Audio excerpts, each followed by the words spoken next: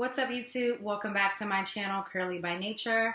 As you can see by the title, today's video is not going to be another hair video. It's going to be a fragrance video. Now, to know me is to know that I love honey perfume, okay? Like, that is my thing. I am a fragrance junkie. I have close to 100 fragrances in my collection. So I'm not going to do a full collection video, but today I did want to show you guys a few of my spring fragrance favorites. So without further ado, I'll just jump right in. Now, these fragrances are in no particular order. I love them all, okay? For different reasons. I love them all, okay? I cannot decide. I'm going to start with Chanel. This is the Chanel No5 Low. If you guys can see that. This is the newest flanker to the Chanel No5 line. Now, me personally, I am not a Chanel No5 girl. However, when this came out, to me, this was the perfect No5. It's not overly aldehydic, because if you have too much of that, you can be smelling a little old / mature. No offense to you guys who are really into the original No5, but to me this was the perfect flanker, which is why I decided to pick it up. It's very light. It's light, it's fresh, it has a really floral notes to it, as well as some of the aldehyde on the dry down, but the blend is so beautiful. This is a daytime spring, you know, you can wear this all day. Personally, I would not wear this at nighttime because it's a little bit too light, and I like to go for the heavier, musky, warmer scents, even in the spring. But No5, Chanel, Low, holla at your girl. Like, y'all did it with this. So again, this is my Chanel No5, and this is a 3.4 fluid ounce. I'll link the prices, points, and the links down for you guys below, in case you haven't picked it up yet. Next up, since I'm already on Chanel, is going to be the Chanel Chance Eau Vive. This is also this is actually a 5 fluid ounce bottle. And the 5 fluid ounce is just attributing to how much I love this perfume. I love it. Now, this is a nice blend of citrus, and typically I do not like citrus in the fragrance. It comes out smelling like citrus on my skin. It just does not work well for me, but this is beautiful. Again, it has the zesty citrus notes in it, as well as some floral notes. This is definitely a great springtime favorite. This bottle is actually new, and if you can see, I put a dent in this already. That just attributes to how much I'm actually loving this. Next up is the Elizabeth and James Nirvana White. Let's just pause for the packaging, you guys. I love the packaging of this. And I'm really upset with myself because I bought this online on a blind buy. I was so excited to get it. I didn't even realize I was purchasing a 1 fluid ounce. I typically only like to buy the full-size bottles, especially when it's something I know I'm going to love. But if I do a blind buy, sometimes intentionally I will buy like a 1.7, but a 1 ounce is just not something that I tend to do. I have like 2 or 3 in my collection, but yeah, I don't really tend to do the 1.7 ounces unless that's all I can get. But this is, again, a 1 fluid ounce. The packaging is gorgeous. I don't like that I cannot see through it, but you know, you can still kind of feel to get a good idea of how much you have left. I am going to purchase the full size of this bottle and just kind of keep this as a travel size. But anywho, what it smells like, right? This, I believe, only has 3 notes, which is like peony, musk, and muguet, if I'm pronouncing that properly. And for this to only have 3 things, like, of the notes in it that I think I've read up on, it's beautiful. It's so sophisticated. It's a light floral. You really get a lot of that peony, but on the dry down, you do get that musk, and the way that it blends with the floral, honey. I can't even say what the muguet, what that is, because, I mean, I don't know, to be quite honest with you guys. However, It smells good. Like, this smells really, really good. So Elizabeth and James Nirvana White. This is a designer fragrance by Mary Kate and Ashley. If you guys didn't know, they just happened to name the brand after their little brother and sister, Elizabeth and James. So that's just a fun fact. Next up, I have for you guys Balenciaga Bay.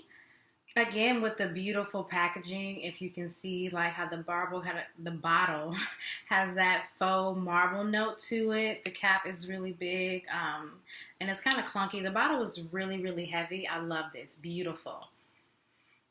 This is Bay. I believe this bottle, though, is a 2.5 fluid ounce. This was the largest packaging they had, and this is definitely Bay. This is floral and it's woody. I believe on the base of this is cashmere wood. If you haven't noticed from the trend that I'm about to show you guys, I love base notes of like musky, woody, heavier fragrances. But since I live in South Florida, it's hot. Okay, a lot of that can be extremely overwhelming, and this kind of gives me the best of both worlds, where I get my, my spring light florals on the top, and then on the base, I definitely get my woodiness, and I love, love, love the way that it blends. So I would definitely recommend that you pick this up or go smell it. I'm not sure if they have it at Sephora. I'm not really, no offense, y'all, I'm not really a Sephora girl, That's just not my style. However, if they have it there, try it out, okay? Next, I have my Versace Eros Pour Femme. Again, you guys, the packaging of these bottles, I love, love, love a beautiful bottle. And if the fragrance is just as fly, okay? Give it to me. I love to look at this. Again, this is the Versace Eros. What size is it? This is a 3.4 fluid ounce bottle. On the back, you can actually see through it. If you have a regular bottle, it's not going to have the words. This is actually a tester version. I have a wholesale license, so I buy a lot of my fragrances, like different fragrances in like large orders, so that I can get the best possible pricing. And if they have a tester bottle that has the cap, I prefer to buy that because I kind of like the uniqueness of having the notes a lot of the times on the back of the bottles, which a lot of testers do. Not all, but a lot of testers do. Some just say demonstration. Some don't say anything at all. Others just come in plain packaging, but it doesn't compromise the fragrance. It's still all authentic and 100% the same, but I do tend to buy it. This is beautiful. This, again, is another citrus. It's like, if I remember on the notes, it's like two different types of lemon. It's like a regular lemon and a Sicilian lemon. And then it has some type of musk, sandalwood. Let me see if I can actually read it. Yes, it has sandalwood, jasmine, it's sensual woods. So basically you're going to get floral, woody, musky, citrus in this fragrance. Again, all of those speak to my life. I love, love, love, love, love this. And this is a staple in my collection right now. Next, I have the Marc Jacobs Daisy. This is the Oh So Fresh. This is a eau de toilette. It's a 4.2 fluid ounce. Again, if I love a fragrance, I tend to gravitate toward the larger bottles if I can find something this large. Now, this is a eau de toilette. Everything else I mentioned prior to that was an eau de parfum, with the exception of the Chanel Chance. Was that eau de parfum? No, that was a toilette as well. I tend to buy the eau de parfum over the eau de toilette because it lasts longer. Of course, it's a lot more concentrated because it has more oils in it. So that's what I prefer. However, I don't believe they have this in a eau de parfum. If they do, I guess I've just missed it, which is why I only picked up the toilette. Onto the fragrance. This is like a beautiful flanker of the original Daisy. This has red berries in it. Of course, it has the floral notes. So it's very fruity yet floral. And it's a very light, heavenly scent to me. I love this. And this bottle, I haven't had it, that long. Maybe 4 or 5 months, no longer than that. I believe I bought it around Christmas time. So I've had it for, going on close to 6 months here. And again, you can see how much I've used in the bottle already. The scent does not last as long in my skin. However, if you kind of spray it in your cleavage zone and you get it in like your warm points and things of that nature, it does last a little bit longer, and it does last forever on your clothing. So if you just spray a little bit, maybe like around your collar, because I like to smell my fragrance, so I spray it in places where I can catch a whiff of it, because it's not just for everyone else around me, it's for me. Like, this is for me, okay? You want to catch it sometimes and not just, leave it for everybody else to linger. So, beautiful fragrance. I have almost all of the flankers of Marc Jacobs Daisy, but this is definitely one of my favorite. And I say almost all because he comes up with so many renditions. There's the Marc Daisy. This is the Oh So Fresh. He has the Oh So Fresh blush and the the limited editions, and he goes kind of on and on and on. However, he definitely got it right with this one. Next up, I have Jimmy Choo Blossom. This is a 3.3 fluid ounce bottle. Again, this is a tester, which is why it has a tag on it. I haven't used as much of this one, but it's not because I don't love the fragrance. It's still extremely beautiful. And again, you think I love those? I love them all. No kidding. This is very, very, even though it's blossom, it's very fruity. I'm getting like hints of like red berry, like a red sort of fruit with some floral. But it's definitely a strong, fruity, sweet floral. Let me just read it. This doesn't even tell me. It says on the top is citrus fruits, red berries. Heart notes are sweet peas and rose. The base notes are sandalwood and white musk.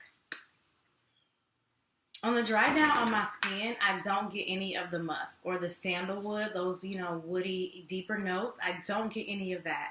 I get the sweet pea, the red berries, and a slight hint of the rose, but not like, because I'm not really a fan of rose. I have some rose fragrances, and it's really kind of like a miss for me for the most part. But this is definitely, this is it. Is this a toilette or parfum? This is the eau de parfum as well. Again, it's very, very sweet and floral and fruity. So if you don't like sweet fragrances, then I definitely wouldn't recommend this.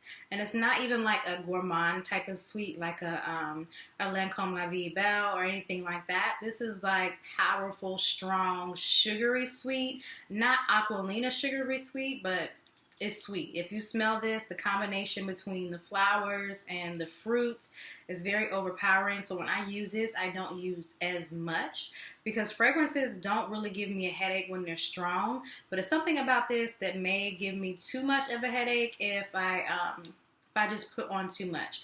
But I still love the way it smells. I definitely recommend it. It's definitely springtime, warmth, and all of that. Like, this is definitely worth the pick up, and I will be using this a lot this spring and summer. Last but definitely not least, I have the Oscar de la Renta. This is the So de la Renta.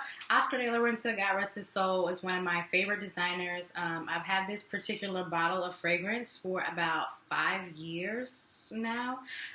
It hasn't changed the fragrance of the scent because I store them in my closet in a dark, cool place.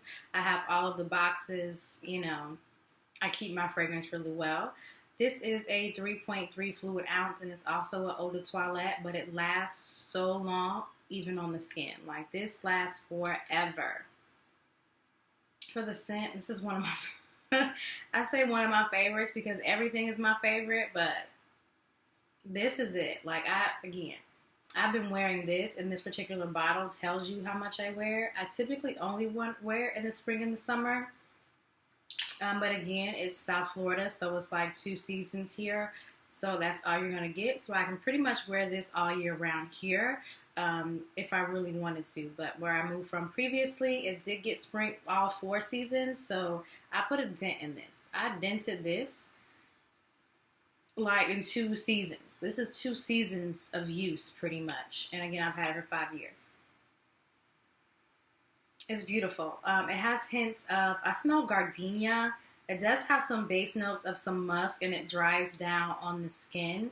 And it has like a little bit of citrus or fruity or something in it, but it's not extremely sweet. It has a lightly sweet, there's definitely gardenia in this, and then a dry down of like some either I believe it's like a sandalwood or musk, one of the two. But it's a beautiful classic fragrance. It's not as pricey as some of the other ones that I have in my collection, but it's definitely worth the buy. It's definitely sophisticated. It's very like daytime work, brunch, classy. Like, this is giving you all types of class in this bottle, okay? So get you some, right? Yeah.